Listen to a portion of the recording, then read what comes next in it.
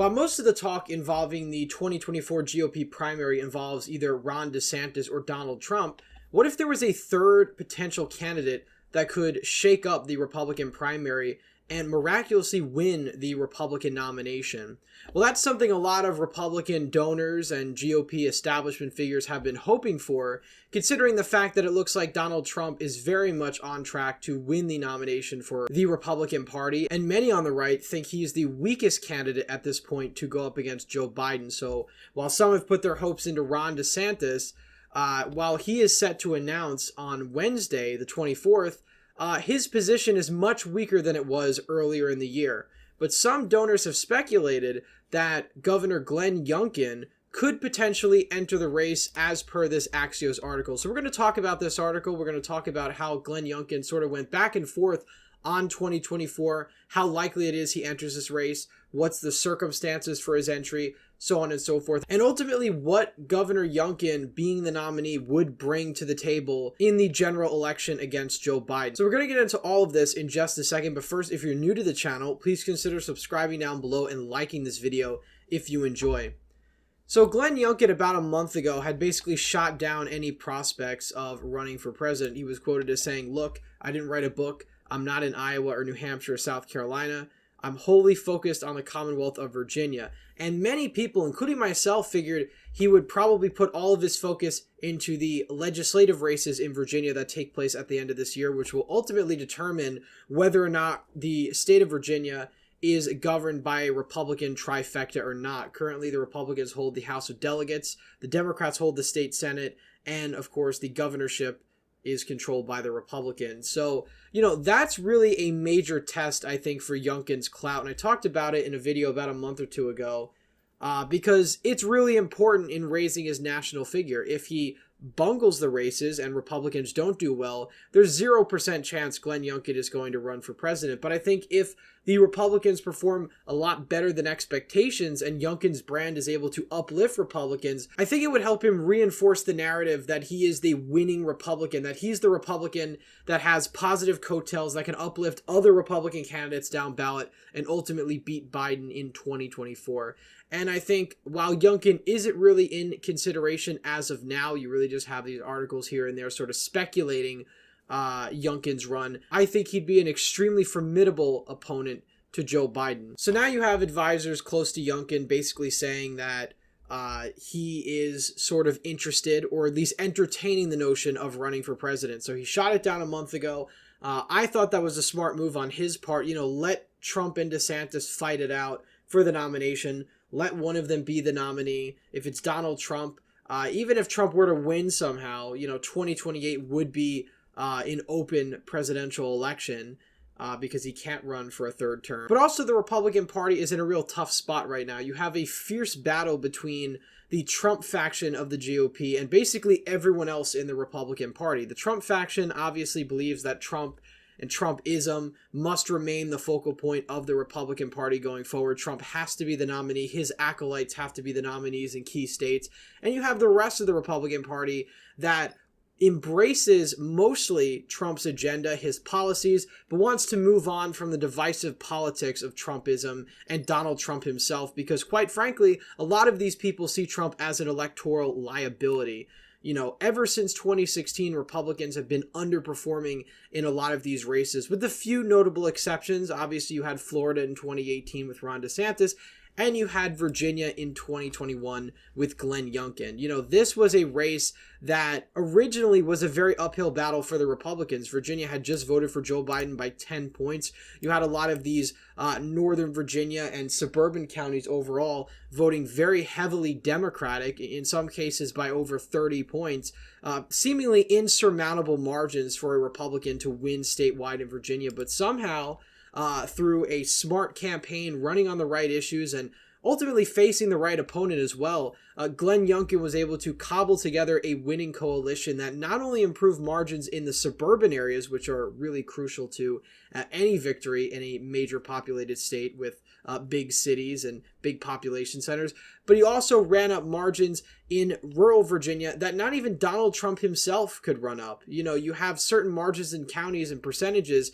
that Trump couldn't even hit in Western Virginia. So Youngkin not only improved in urban areas, he improved in suburban areas, and he improved in rural areas. That is really the poster child for a winning, successful candidate for Republicans. Similarly, Ron DeSantis did something very similar in Florida last year. Again, not only overperforming in the rural areas, sort of the MAGA heartland of the state, but overperforming everywhere. Duval County, areas that have been trending left for the past decade or so. Palm Beach County, a county that Joe Biden won by, I believe, around 20 percentage points back in 2020. So you really have areas all across the state, all different groups, all demographics, where you've got Youngkin and DeSantis performing better. And, I think a lot of the GOP donors who, again, I think there's this misconception among some Republicans that donors are just these establishment Bush-McCain type Republicans. And really, Republican donors oftentimes are very conservative individuals and want to see Republicans win. And really, they're betting their money on the winning Republican. So it only makes sense that they'd put their money behind the candidate that's most likely to win. And, in 2016, you saw a lot of donors bet against Donald Trump. That obviously was a big mistake. But then, of course, in 2020, the vast majority of Republican donors backed Donald Trump for his re-election bid. They lost.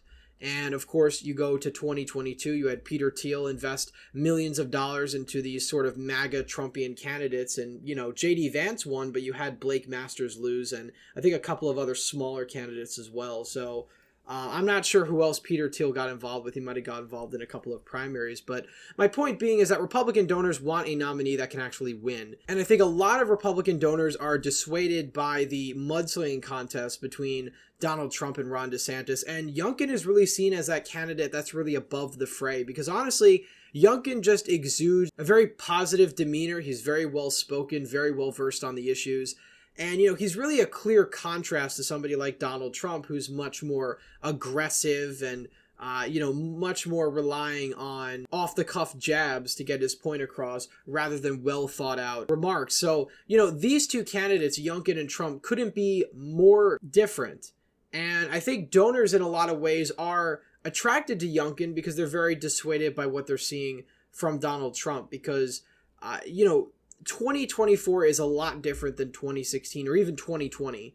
The vast majority of Republicans, while they view Donald Trump favorably, also view some of these other Republicans, Ron DeSantis, Glenn Youngkin, very favorably as well. You didn't really see the same dynamic playing out in 2016. A lot of Republican voters really weren't the biggest fans of Jeb or John Kasich or some of these other minor candidates that tried to beat Donald Trump. But Ron DeSantis, Glenn Youngkin, these are Republicans that are extremely popular with that sort of MAGA base as well. So I think it really puts a different spin on the primary. And I think it's very naive for Trump and his supporters to think that everyone that likes Donald Trump is just going to turn blindly on Ron DeSantis because of a primary. I think that's very wishful thinking. I think Donald Trump is really going to have to earn the nomination from these voters. And Glenn Youngkin is just another candidate potentially being thrown into the mix. It's going to be a very chaotic primary. It's going to be a very ugly primary. You're already starting to see the very divisive rhetoric coming out from the Trump campaign and from some of the DeSantis surrogates. And, it's only going to get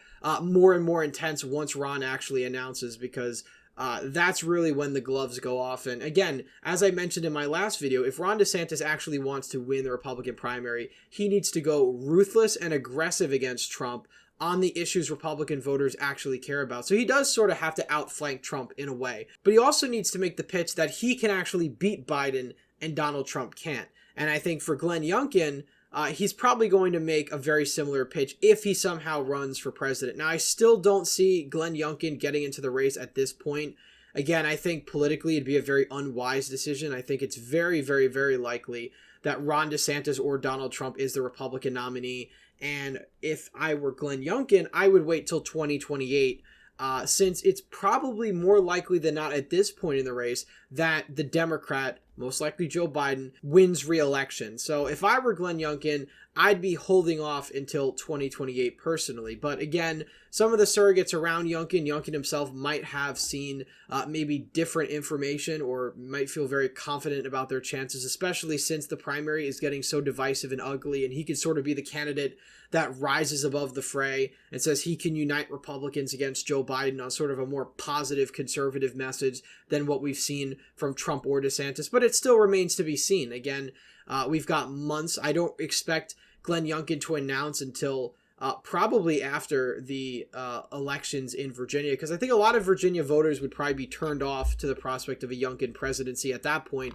considering the fact that he's halfway through his first and only term as governor. So that's one of the main reasons I really don't see Glenn Youngkin actually running. I think that ad he released from the Reagan Library was more so pitching his vision for Virginia and sort of teasing a national message potentially for 2028, sort of dipping his toe in national presidential politics. But it all remains to be seen. Of course, we're going to be talking a lot more about the Republican primary for the next couple of months, because things are really starting to heat up. Again, we've got months and months before Iowa, Nevada, South Carolina, all those key primary states, but you're going to see a lot of important debate be brought up before then. And obviously you're going to have the Republican debates. I think the first one's going to be scheduled in August. You have the Trump campaign boycotting that for a number of reasons, and we could get into that into another video, but we're definitely going to be able to see these candidates actually on the debate stage in just a couple of months. And it's pretty exciting because, again, we haven't had a very competitive Republican primary since 2016. And,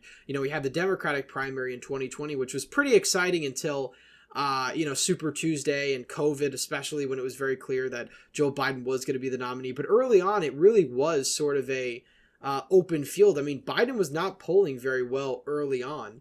And of course, obviously, we know how that ended up turning out. So again, that's why I always preface this by saying anything could happen in the Republican primaries. You could have Trump as the nominee. You could have DeSantis. There is the rare off chance you could have somebody else as the nominee. But again, as I said on this channel before, I think Trump or DeSantis is very likely going to be the Republican nominee in 2024. Anyway, that's it for today's video. Please like this video down below if you enjoyed. Subscribe to the channel if you're new. Hit the bell notification so you don't miss any more videos I put out. As always, again, thank you all for watching, and I hope to see you in the next one.